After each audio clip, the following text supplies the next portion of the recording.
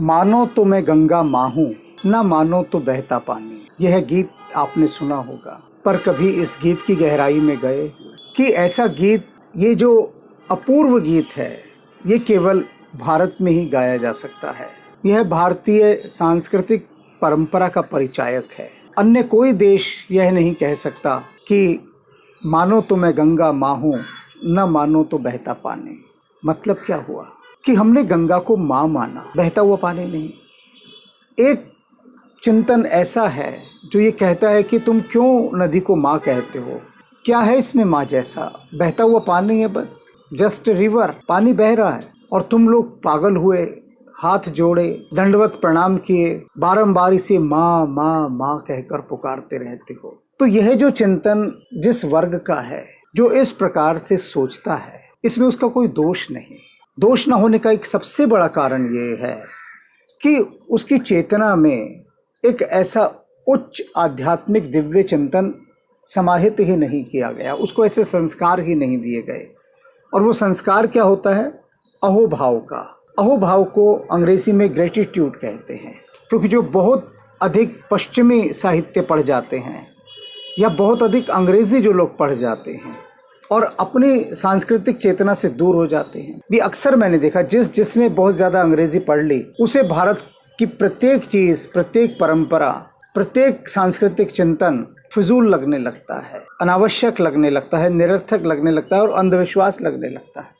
अधिकांश की बात कर रहा हूँ मैं। तो उसी अधिकांश वर्ग के अंतर्गत एक वर्ग ऐसा भी है जो कहता है कि नदी सिर्फ एक बहता हुआ पानी है, लेकिन हम इसे अपनी माँ कहते हैं। अब माँ क्यों कहते हैं, इसको बहुत गहराई से सोचना है कि माँ हमें जन्म देती है, माँ हमारा पालन पोषण करती है।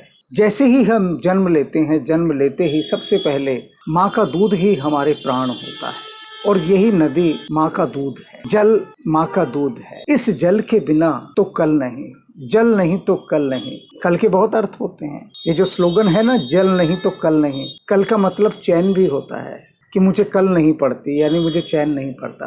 तो जल नहीं तो कल नहीं, अगर जल नहीं है तो चैन भी नहीं है, और कल माने भविष्य भी नहीं है, फ्यूचर भी नहीं है। चांद पर जल नहीं है ना, अन्य कितने ग्रह और उपग्रह ऐसे हैं जिन पर जल नहीं है, तो उनकी हालत तो देखिए आप कैसे हैं। उजाड़, नीरस, कुछ नहीं वहां पर, धूल, रेत, पत्थर, एक भी हरियाली का अंश नहीं, तो वहां पर जीवन भी नहीं। तो ये जीवन कौन बहा रहा है? ये नदियां बहा रही हैं जीवन। नदियों की बात करते करते मेरा मन सहसा सबसे पहले यमुना नदी पर आकर ठहर जाता है। उसका एक कारण है ठहरने का, क्योंकि मेरा जो जन्म है वो यमुना नदी के किनारे ही हुआ। पुरानी दिल्ली में मेरा जन्म हुआ। पिता रेलवे में थे, तो पुरानी दिल्ली में ही एक रेलवे कॉलोनी है यमुना नदी के किनारे, जिसका नाम है मोर सराय। तो हम छोटी मोर सराय में रहा करते थे, चांदनी चौक के पास निकट का हिस्सा। तो वहाँ मुझे ये चीज एक गहरी देखने को मिली कि अनेक लोग सुबह उठकर यमुना नदी पर स्नान करने जाते हैं। बचपन की बात है, मैंने उस समय के कई बुजुर्गों से भी पूछा कि आप लोग घर से यमुना नदी क्यों जाते हैं स्नान करने? तो वो कहते थे कि माँ यमुना में स्नान करने के बाद हमारा दिन ही नहीं, जीवन भी धन्य हो जाता है। घर से लेकर यमुना नदी के घाट तक जाना और उस घाट पर बैठकर स्नान करना, पूजन करना, सूर्य देवता को जल अर्पित करना, ये एक कल्चरल एक्टिविटीज हैं। अंग्रेजी वालों को समझाने के लिए कहूँ तो, यानी हमारी एक सांस्कृतिक रीतियां हैं जिन्हें हम करते हैं तो हमारा मन शुद्धिकरण की ओर बढ़ता है, उसके अंदर संवेदनशीलता पैदा होती है। अब बचपन में मैं भी कई बार गया अपने पिता के साथ यमुना नदी के तट पर पुरानी दिल्ली में। तो उस समय तक, आज से 50 साल पहले तक, यमुना नदी का वो जल बहुत शुद्ध हुआ करता था, साफ। लोग आचमन भी करते थे, यानी पी भी लेते थे, और मुझे भी बहुत अच्छा लगता था। इतना सुंदर परिवेश, पक्षियों का कलरव, और जो जल पक्षी होते हैं वे भी वहां आते थे। अच्छे सुंदर घाट बने हुए थे। एक पूरा ऐसा लगता था जैसे तीर्थ स्थान है। लगता क्या था, है ही तीर्थ स्थान। और अब 50 साल बाद मैं जब देखता हूँ उस दिल्ली को, दिल्ली की उस यमुना नदी को, आज भी जाना होता है कभी कभी, लेकिन ऐसा लगता है कि वो यमुना नदी कहाँ गई? वो जो इतनी परम पवित्र सुंदर हुआ करती थी, जिसको देखते ही मन आह्लादित हो उठता था, वह कहाँ गई? उसके स्थान पर तो एक गंदा नाला आ गया, एक ऐसा गंदा नाला जिसके ऊपर केमिकल के झाग तैरते रहते हैं। न जाने कितनी प्रकार का कूड़ा कचरा धीरे धीरे ऐसे सरकता है जैसे कोई ट्रैफिक जाम में गाड़ियां सरक रही हो, और बेहद दुर्गंध। आसपास के घाटों पर गंदगी के ढेर लगे हुए, सड़ांध वाला पानी। लेकिन बावजूद इसके फिर भी अनेक श्रद्धालु वहां आते हैं और उसी गंदे सड़े और बदबूदार पानी में स्नान करते हैं। ये क्यों हुआ ऐसा? कौन है इसके पीछे दोषी? ये सारी खोजबीन हर साल होती है, हर बार होती है, पिछले 50 सालों से निरंतर हो रही है। सरकार इसकी खोजबीन में ही लगी रही है और लगी ही रहेगी खोजबीन में, लेकिन वो खोज कभी पूरी नहीं होगी, क्योंकि जब आप आंख मीचकर खोज करेंगे तो खोज कहाँ होगी? हुआ क्या? यमुना नदी में इतना अधिक गंद फेंका गया। सबसे पहले तो जो सीवर की गंदगी है, वो सारे सीवर यमुना नदी में गिरते हैं। फैक्ट्री वाले अपनी फैक्ट्रियों का जो कूड़ा कचरा रासायनिक मल है वो सब उसमें फेंक देते हैं। और जो भी नदी के किनारे बसे हुए हैं लोग, उनके लिए यमुना नदी एक बहुत अच्छे सुविधाजनक डस्टबिन का काम करती है। यानी जो भी कूड़ा कबाड़ कचरा है सब कुछ यमुना नदी में फेंक दो, हमारी बला से छुटकारा कचरे का। उसके बाद वो कचरा नदी के अंदर सड़कर विष बन जाए, किसी को कोई अभिप्राय नहीं, कोई मतलब नहीं। मेरे मित्र फ्रांस के वैज्ञानिक मेलोविन स्टेन को बताते हैं कि फ्रांस में उनकी सरकार ने नदी को साफ करने का जो बीड़ा उठाया, उसके बाद वो बीड़ा ऐसा उठा कि आप नदी के अंदर अगर कोई एक सिक्का फेंक दे तो नीचे नदी की गहराई में सूरज की किरणें जब पड़ेंगी तो वो वहां भी चमकता हुआ आप देख सकते हैं, तट के ऊपर बैठकर, किनारे पर बैठकर। तो ऐसे कठोर प्रयास जब तक नहीं होंगे, यदि कागजों में हम यमुना की सफाई करेंगे तो कागजों में तो यमुना बहुत सुंदर दिखाई देगी, फोटो भी उसकी बहुत सुंदर दिखाई देगी, क्योंकि एआई आजकल बहुत अच्छी फोटो बना देता है। किसी भी गंदे नाले की फोटो डालो और एआई से कहो कि इसे सुंदर, परम पुनीत, पावन और ऐसा बिल्लोर जल बनाकर दिखा कि लोग हैरान हो जाएं, तो एआई उस गंदे नाले को ऐसे स्फटिक मणि जैसा पवित्र पानी दिखाएगी कि लगेगा ही नहीं यहाँ पर पानी है, इतना साफ पानी। तो सब कुछ फोटो सेक्शन में हो जाता है, दिख भी जाता है, लेकिन वास्तविकता में अभी तक गंदी है। क्यों? क्योंकि रही सही कसर तीर्थ यात्री पूरी कर देते हैं। वे भक्त जो यमुना को अपनी माँ मानकर गए थे, वे जितना भी कूड़ा करकट अपने साथ ले जाते हैं, कूड़ा करकट से मतलब पूजन की सामग्री जो ले जाते हैं, वो सारी उसी में फेंक आते हैं। उसके साथ जो पॉलीथीन्स में सब कुछ लेकर जाते हैं, वो सारे पॉलीथीन्स उसमें फेंक देते हैं। यानी जो भी अवशिष्ट होता है, जो भी बचा, जो पूजा के बाद जो बच गया, वो सब नदी में फेंक दिया। अपने घरों में लोग जोत बत्ती करते हैं, महीने भर का जो जोत बत्ती का जो अवशिष्ट बचता है, वो सारा बचा हुआ सब जाकर यमुना नदी में फेंक आते हैं, या अपने आसपास जो भी नदी नाला नहर उसमें फेंक आते हैं, यानी जल तत्व में फेंक आते हैं। घर की पुरानी फोटोएं, पुरानी मूर्तियां इत्यादि जो भी कुछ है पूजा पाठ से संबंधित, वह सभी कुछ नदियों में फेंक कर आने की एक कुत्सित मानसिकता बन गई है, एक रोग बन गया है नदियों में फेंकने का। ये जो यमुना नदी है, इस यमुना नदी के बारे में थोड़ा सा आपको बताते हैं। यमुना नदी सूर्य की पुत्री है और यम की बहन है। इस दृष्टि से यमुना को माता और देवी के रूप में पूजा जाता है। भगवान कृष्ण की लीलाओं का तो यमुना नदी के साथ एक ऐसा अटूट और गहरा संबंध है कि यमुना का नाम आते ही भगवान कृष्ण स्मरण हो आते हैं, और भगवान कृष्ण का नाम आते ही यमुना मैया की याद आ जाती है। ब्रज भूमि पर जो भगवान कृष्ण की लीलाएं हैं, वे सभी यमुना नदी से ही संबंधित हैं। सुभद्रा कुमारी चौहान की एक कविता है, यह कदम्ब का पेड़ अगरमा होता यमुना तीरे, मैं भी इस पर बैठ कन्हैया बनता धीरे धीरे। तो ये जो एक गहरा जुड़ाव यमुना नदी के साथ हम भारतीयों का है, उस जुड़ाव की रक्षा के लिए हमने क्या किया? सवाल है। हमने केवल इन नदियों को अपवित्र किया। जितनी भी नदियां हैं, यमुना नदी कहाँ से यात्रा आरंभ करती है आपको पता है? कितनी लंबी यात्रा करके यह नदी हमें जीवन देने के लिए निरंतर बह रही है।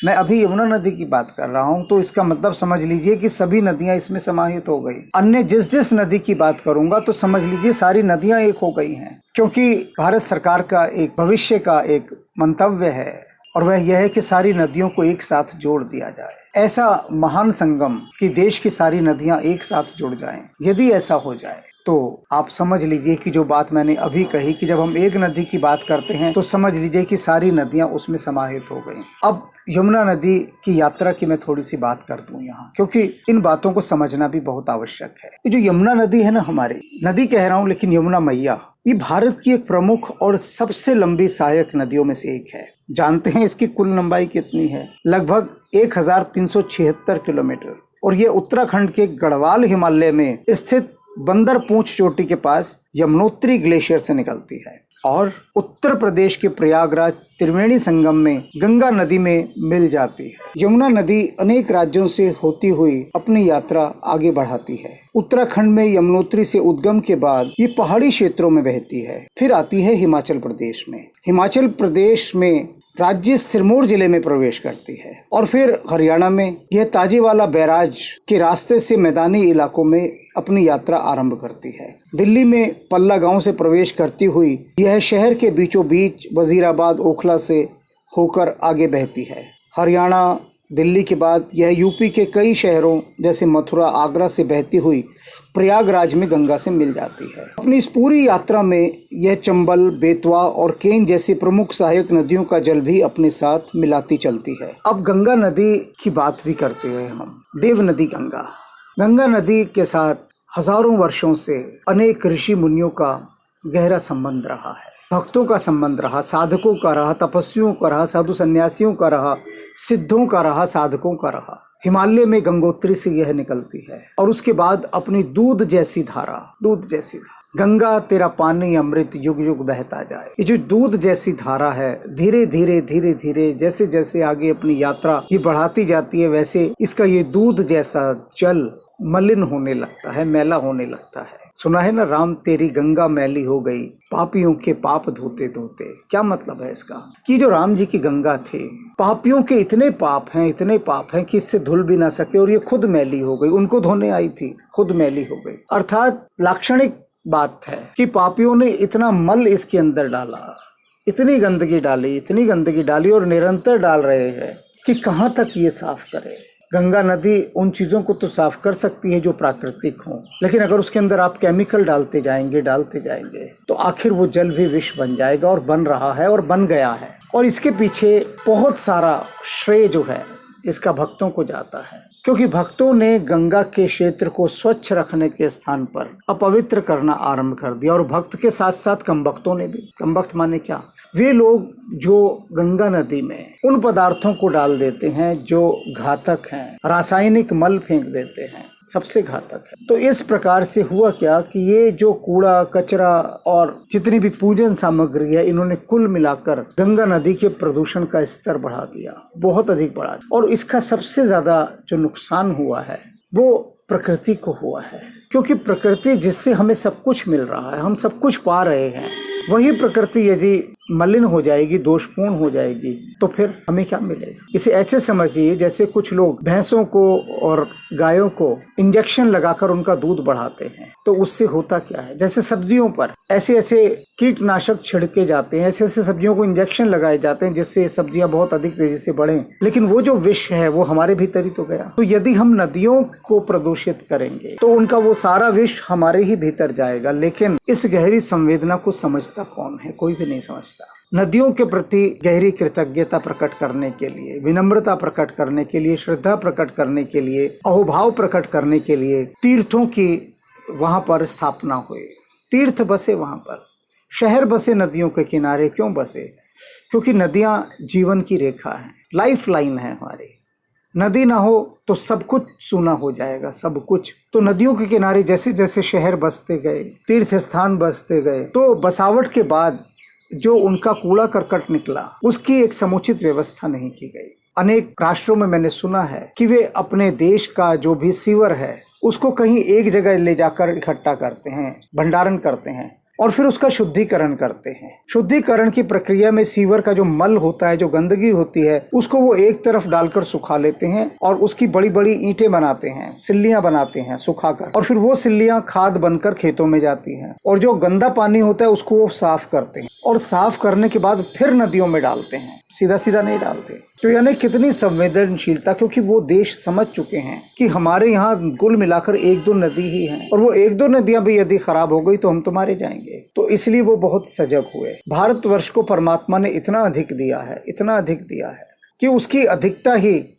उसका सबसे बड़ा दोष बन गई है। आदमी क्या सोचते हैं यहाँ कि अरे इतना पानी है, जितना मर्जी बर्बाद करो। बात सही है, इतना पानी है, लेकिन वो बर्बाद करने के लिए नहीं है, वह दूषित करने के लिए नहीं है, लेकिन फिर भी दूषित किया जा रहा है। मैं एक बार संयोग बना, मुझे प्रवचन के लिए दुबई बुलाया गया, तो वहाँ पर मैं एक नल से पानी लेने लगा पीने के लिए। तो जो वहाँ का सहायक हमारे लिए नियुक्त किया गया था हमारी देखभाल और सहायता के लिए, उसने कहा कि आप ये पानी मत पीजिए क्योंकि ये पानी सिर्फ टॉयलेट के यूज के लिए है। तो मैं समझा नहीं, मैंने कहा इसका क्या अर्थ है टॉयलेट के यूज के लिए? हमारे देश में तो ऐसा नहीं होता। हमारे देश में तो वही पानी हम पीते हैं, वही टॉयलेट में भी बहा देते हैं कि यदि शौचालय में पानी बहाना है, फ्लश करना है, तो हम जो फ्लश के लिए स्विच दबाएंगे उसमें जो पानी आया होगा वो पीने वाला पानी ही होता है, साफ पानी एकदम। तो उसने कहा हमारे देश में ऐसा नहीं है। यहाँ क्या है, जो सीवर का बचा हुआ गंदा पानी होता है उसे साफ करके एक अलग लाइन से भेजा जाता है। और घरों के अंदर भी 2 कनेक्शन हैं। एक कनेक्शन ऐसा है कि जो सीवर का पानी है, गंदा पानी, वो सिर्फ टॉयलेट इत्यादि में इस्तेमाल होगा,